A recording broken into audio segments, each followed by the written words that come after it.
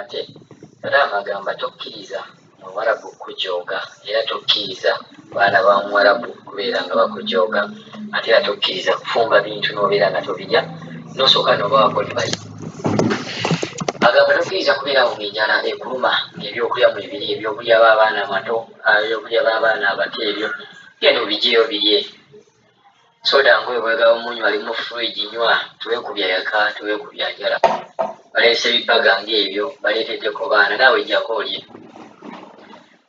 ogambye nti zinadde zitegedde tokkiriza kukola mirimu nga enjala ekuluma katuwulirize buno mbawa ku butricks ng'oyagala omalako ekyeyo kyo bulungi wakandula eddoboozi kandula w'ozinga emikono ogenda kumanyuirwa paka myaka 2 w'onaasuula wali contract tokikkiriza my dear tokikkiriza nze olaba ne mugamba nnyabo I will treat you the way you treat me omukazi yantya yamala ennaku 2 ndoozanga ekiwuggwe kimukubye kuba nali sikikolangako mukubewo ka surprise teweetuulako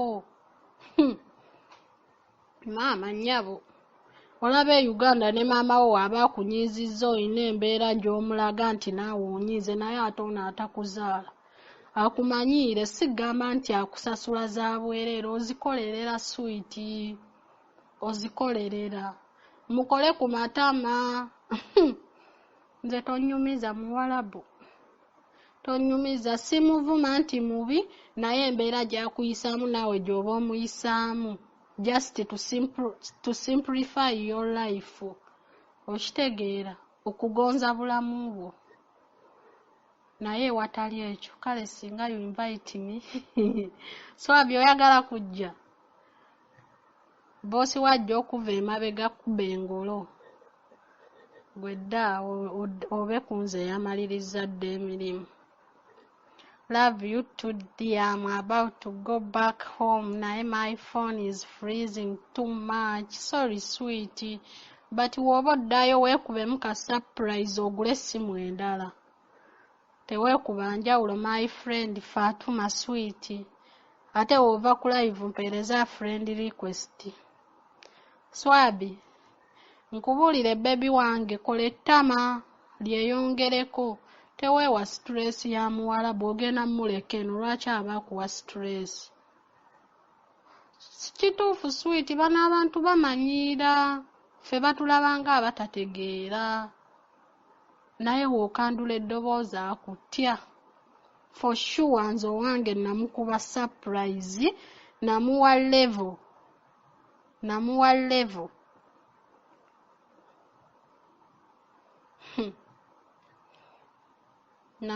level ndowooza yamala ennaku 2 nga tanyega nga ekiwuggwe kyamukuba nga nnyumya n'abaana nga takisuubira kuba yali anvuma nga nzinga emikono nanvuma nenzinga emikono nanvuma nenzinga emikono naye lwali olwo ne mugamba nnyabo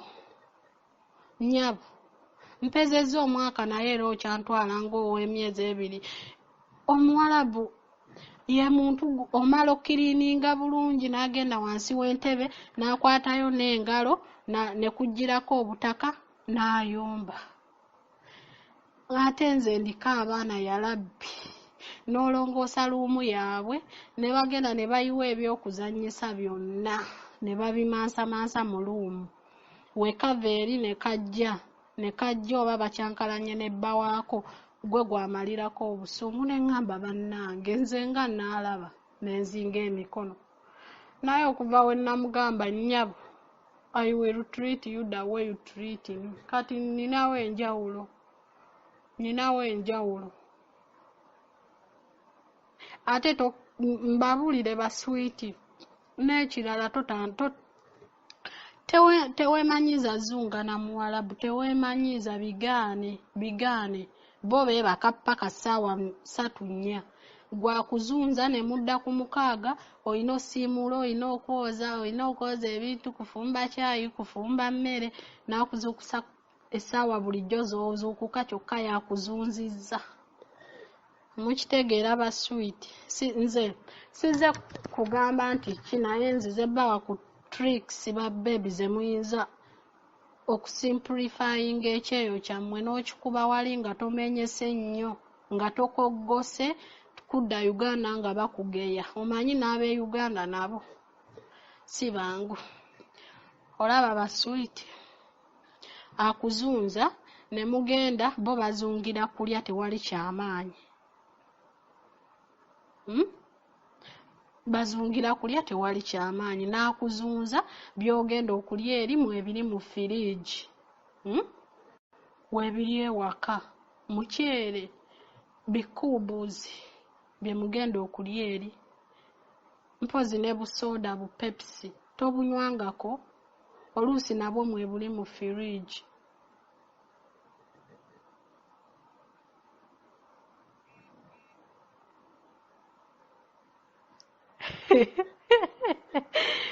Mukitegeera baswiti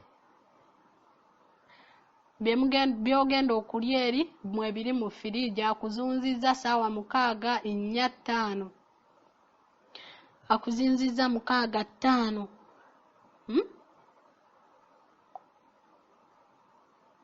Okomyewo webase almost 3 hours. Ssaawa 3 ze weebaseeyo bo bazuukuka 4:05 ne wayagala ku 6 tewali agenda mukonkona naye gwe yisaamu wadde 2 minutes agenda konkona oluggi alufiireko. Okyakola kinaatajjukira nti yakuzunzizza.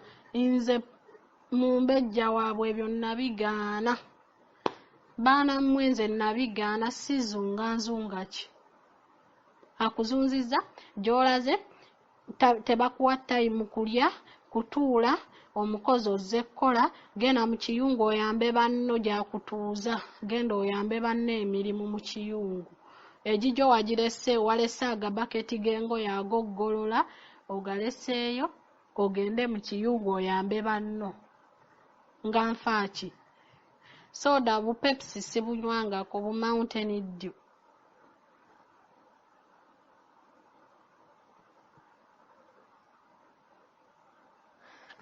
Nnyabo mugenze kuyamba ku bannammwe. Kituufu akutwala kuyamba banno nga naawe ebisero by'engoye by'obireseeyo.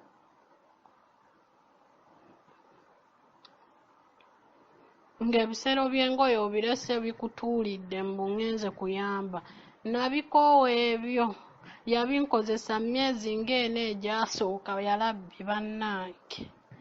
Bo olumala okulya nga gwe bakupakusa oluusi tolidde na kulya nfaaki. Namugamba sikyazunga era wandekawo wano n'azunga ebibye ne bagenda gye balaaza oba badda ku 6 nze kati nkasita neebaka. Bano abantu balina empisa embi. Gwe tebakubalaamu ka buntu kasita obakolera kye baagala.